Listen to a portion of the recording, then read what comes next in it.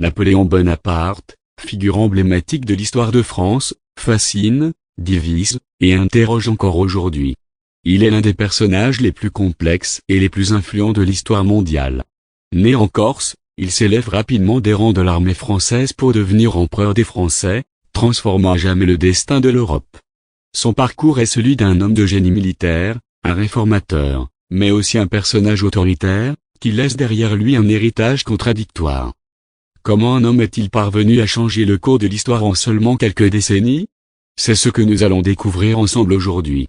Les premières années, l'enfance d'un futur conquérant Napoléon Bonaparte naît le 15 août 1769 à Ajaccio, en Corse, dans une famille noble mais modeste. La Corse, à l'époque, vient tout juste d'être annexée par la France, et le jeune Napoléon grandit dans un environnement marqué par les tensions entre la culture corse et l'autorité française. Son père, Carlo Bonaparte, est un avocat et un noble local, tandis que sa mère, Letizia Ramolino, est une femme stricte et déterminée. Dès son enfance, Napoléon fait preuve d'une intelligence hors du commun. À l'âge de 9 ans, il part pour la France métropolitaine, où il est inscrit à l'école militaire de Brienne-le-Château, puis à l'Académie militaire de Paris. Là, il se distingue par son sérieux et son ambition. C'est dans ces établissements qu'il développe une passion pour l'art de la guerre et les idéaux des Lumières. Mais ses origines corses et son accent font de lui un outsider parmi ses camarades français. Pourtant, il ne se laisse pas démonter et s'impose par son génie. De l'ascension militaire, de la Révolution et l'armée à la fin des années 1780, la France est en pleine révolution. Le 14 juillet 1789, la prise de la Bastille marque le début d'une période de bouleversement politique majeur. Napoléon, âgé de 20 ans, voit cette révolution comme une opportunité. En 1793, il est promu lieutenant-colonel dans l'armée française après avoir joué un rôle clé lors du siège de Toulon, où il s'illustre par ses capacités stratégiques. Son ascension est fulgurante. En 1796, il est nommé commandant de l'armée d'Italie, une mission qui marquera le début de ses grandes victoires militaires. Au cours de cette campagne, Napoléon remporte plusieurs batailles décisives contre les Autrichiens et leurs alliés, consolidant sa réputation de tacticien brillant. Sa capacité à manœuvrer rapidement et à surprendre ses ennemis lui permet de faire plier l'Italie du Nord et de signer des traités favorables à la France. À son retour en France, il est accueilli en héros. Mais l'ambition de Napoléon va le conduire encore plus loin. 3. La prise du pouvoir, un coup d'État réussi en 1799. La situation politique en France est chaotique. Le Directoire, le gouvernement en place, est en crise. La France, après plusieurs années de guerre, est épuisée, et le peuple désire un renouveau. Napoléon, qui se trouve alors en Égypte à la tête d'une campagne militaire, profite de cette instabilité. À son retour, il décide de prendre le pouvoir par la force. Le 9 novembre 1799, Napoléon organise un coup d'État. Il renverse le Directoire et établit un nouveau régime, le consulat, où il devient premier consul, un poste de grande influence, quasi dictatorial. Cette prise de pouvoir marque un tournant majeur dans l'histoire de la France. Le général corse, jusque-là militaire, devient désormais un homme d'État. Il va réorganiser le pays, rétablir la paix intérieure et préparer son ascension vers un pouvoir absolu.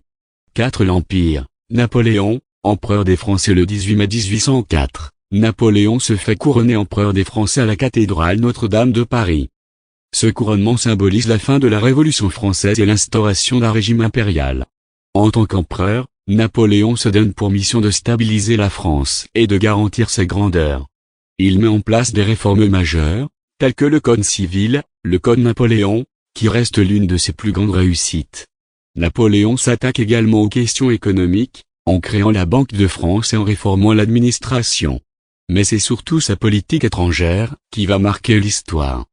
Napoléon entreprend une série de guerres qui lui permettent de conquérir une grande partie de l'Europe. En 1805, il remporte la bataille d'Austerlitz contre la Russie et l'Autriche, une victoire qui en fait l'un des plus grands généraux de tous les temps. L'Europe est alors sous domination française. Les frontières de la France s'étendent à travers le continent, et Napoléon impose des réformes dans les pays qu'il conquiert. Il promeut l'unité européenne, mais sa volonté de domination finit par engendrer des tensions. Vers la chute, le déclin de l'Empire, le destin de Napoléon bascule en 1812. Après plusieurs années de guerre incessante, il se lance dans une expédition en Russie, Une erreur stratégique fatale. La campagne de Russie est un désastre, la grande armée est anéantie par le froid, la famine et les attaques russes. Napoléon, qui avait jusque-là été invincible, subit sa première grande défaite. À partir de ce moment, les puissances européennes unissent leurs forces contre lui. En 1814, les Alliés envahissent la France, et Napoléon abdique. Il est exilé sur l'île d'Elbe, mais il parvient à s'échapper en 1815. Il revient en France pour ce qu'on appellera les 100 jours. Cependant, il est défait à la bataille de Waterloo par les armées britanniques et prussiennes. Cette défaite marque la fin de son règne. Napoléon est exilé sur l'île de Sainte-Hélène, où il passera ses dernières années, seul et en exil. 6. L'héritage de Napoléon Bonaparte meurt le 5 mai 1821 sur l'île de Sainte-Hélène. Mais son héritage perdure. En France, il a laissé une empreinte indélébile, le Code Napoléon, les réformes administratives, et la centralisation du pouvoir. Au-delà des frontières françaises, il a bouleversé l'ordre européen et a conduit à des changements géopolitiques majeurs. Napoléon est perçu différemment selon les pays et les époques. Pour certains, il reste le génie militaire et l'homme de réforme, tandis que pour d'autres, il incarne l'autoritarisme et la guerre incessante. Néanmoins, il demeure une figure incontournable de l'histoire. Conclusion, Napoléon Bonaparte est une figure qui ne laisse personne indifférent.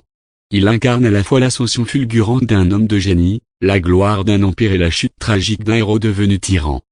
Son nom résonne encore aujourd'hui dans le monde entier. Mais ce qui est certain, c'est qu'il a profondément marqué l'histoire, non seulement de la France, mais aussi de l'Europe et du monde. Son parcours est celui d'un homme qui, par son ambition démesurée, a changé le destin de toute une époque.